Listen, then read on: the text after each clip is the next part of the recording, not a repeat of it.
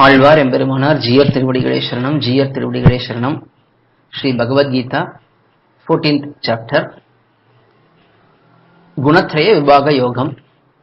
In this chapter, Bhagavan discusses about the three qualities which are present in Prakriti.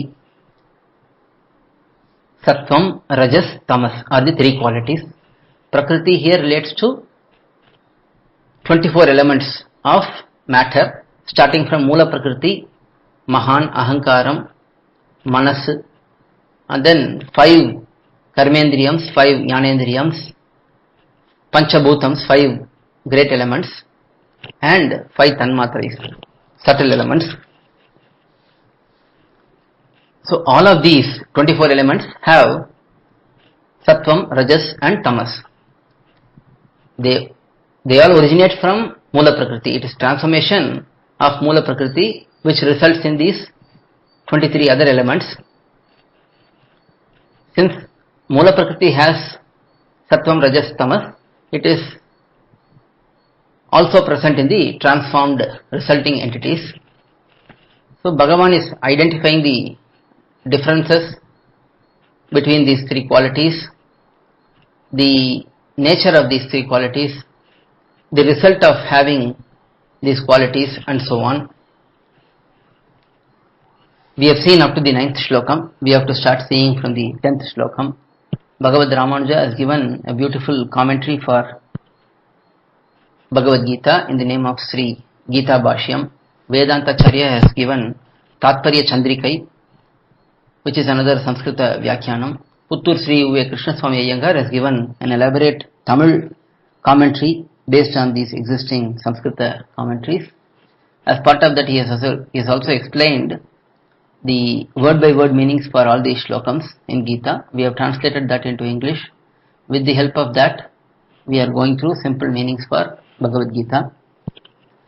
Let us now see 10th shlokam. From this shlokam, Bhagavan explains the result of these three qualities. What are the outcomes? What are the visible reactions of the presence of these qualities in these shlokams now? Let us see the 10th shlokam first. Rajas tamas chabibhuya sattvam bhavati bharata. Rajas sattvam tamas chaiva tamas sattvam rajas tatha. Let us see the word by word meanings. Bharata, O descendant of Bharata. Arjuna is coming in the dynasty starting from Bharata. Bharata was one of the great kings in this dynasty. So here he is hailed as descendant of Bharata. Among the three qualities in the body, Rajaha, Tamaha, Cha, Abhibhuya, overpowering Rajogunam and Tamogunam. Sattvam Bhavati. Sattvam is predominant at times. Sattvam, Tamaha, Cha, Abhibhuya, overpowering Sattvagunam and Rajogunam. Rajaha eva Bhavati. Rajas is predominant at times. Rajaha, Sattvam, Tatha, Tatha, Abhibhuya, overpowering Rajogunam and Sattvagunam in the same manner. Tamaha eva Bhavati. Tamas is predominant. So here in this shlokam, Bhagavan is explaining that these three qualities, they dominate one another at various times. At times, Sattvagunam will dominate Rajogunam and Tamogunam. At other times, Rajogunam will dominate Sattvagunam and Tamogunam. And at some other times, Tamogunam will dominate Sattvagunam and Rajogunam. This is all in the same individual, same person. Depending on the situation, depending on the association, if one gets a nice sadhu sangam, one's Sattvagunam may become dominant. If one consumes Sattvika aharam, Sattvika food, then one's Sattvagunam may increase. Similarly, if one mixes with people who are very desirous in worldly aspects, one may acquire Rajogunam, and that may also reflect in the Shariram. So that principle is explained here. This is explained here because when it is said that Prakriti has Sattvam, Rajas and Tamas, what is the proportion of it? When will one quality become more dominant? And does it happen? That is the question here, and for that Bhagavan is answering that yes, sometimes Sattvagunam will dominate, sometimes Rajogunam will dominate, and other times Tamogunam will dominate. And in the subsequent 3 slokams, Bhagavan explains what happens, what is the outcome of each quality being dominantly present in a person. So let us see 11th slokam now. Sarvadvareshu dehesmin prakasha upajayate jnanam yada tada vidyat vivruddham sattvam ityuta. Let us see the word by word meanings. Asmin dehe, in this material body, sarvadvareshu, all the gates, i.e., that is the sense organs such as eye, ear and so on, through which knowledge is transmitted. So all of these sense organs, they are the gateway for acquiring knowledge and transmitting knowledge to outside. So through these sense organs, prakashe jnanam which helps reveal the true nature of things. When there is true knowledge, we will understand the true nature of the entities which we see or which we hear. Yada upajayate, when that occurs, when such true knowledge, the knowledge about the true nature of the entities occurs in a jivatma, in an entity, tada, at that time, sattvam vivruddham iti, sattvam rises above rajas and tamas, vidyat utha,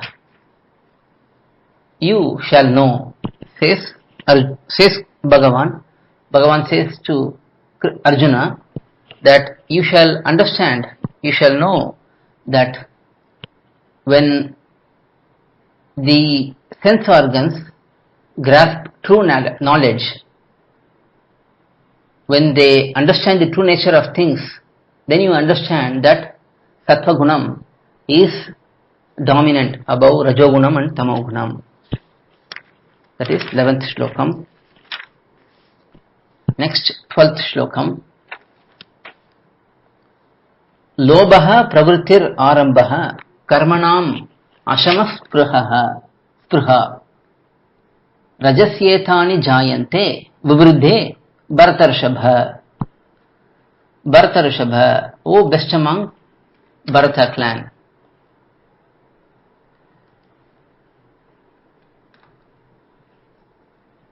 Lobha, stinginess. Pravrittihi, useless activities. Karmanam arambha, starting a task specifically focused on a goal. Ashamaha, not controlling the senses. Spruha, desire for worldly pleasures. Etani, all these. Rajasi vivruddhe, when Rajogunam rises, jayante, occur. You understand that when these reactions are seen, when these symptoms are seen, there is stinginess. We must spend for dharmika activities. At that time, if we don't spend the wealth, pravrittihi, when we are engaging in useless activities, when we start a task specifically focused on the particular goal, all the tasks, duties must be performed as Bhagavan's orders rather than pursuing them for a particular goal. Ashamaha, shama means control of senses. Ashamaha means not controlling the senses. Spruha, desire for worldly pleasures. So when all of these occur, you understand that Rajogunam is on the rise. When the Rajogunam is dominant, these symptoms will be seen in the Shariram, in the body, says Bhagavan. That is 12th shlokam. And 13th shlokam, Bhagavan talks about the symptoms of tamogunam. Aprakasho pravrittischa pramado moha evacha tamasyetani jayante vivruddhe Kurunandana. Kurunandana, O descendant of Kuru dynasty. Aprakashaha, absence of knowledge. Apravrittihi cha, laziness, not engaging in activity. In the previous shlokam we saw engaging in useless activities. That is the symptom of Rajogunam. Here, not engaging in activity which we are supposed to do, that is because one of the reasons could be laziness. So that laziness, pramada, carelessness, mohaha evacha, contrary knowledge, knowing about things in a wrong way. Etani, all these, tamasi vivruddhe, when tamogunam rises, jayanti, occur. So when you observe these symptoms, that is absence of knowledge, when we have no knowledge about certain aspect, that is ajnanam. Apravrittihi cha, not engaging in activities due to laziness. Pramada, carelessness. Mohaha evacha, the contrary knowledge. We see some object, we misunderstand it to be something else. That is contrary knowledge. All of these, when they occur, you understand that tamogunam is on the rise. Tamogunam is dominant. So that explains the symptom of tamogunam. So in this manner, in these 3 shlokams, Bhagavan explains the dominance of the 3 qualities and the symptoms which can be observed due to that dominant presence. With this we will stop today and we will continue on in the next session. Alvar Emberimanar Jiyar Tiruvadigalai Sharanam, Jiyar Tiruvadigalai Sharanam.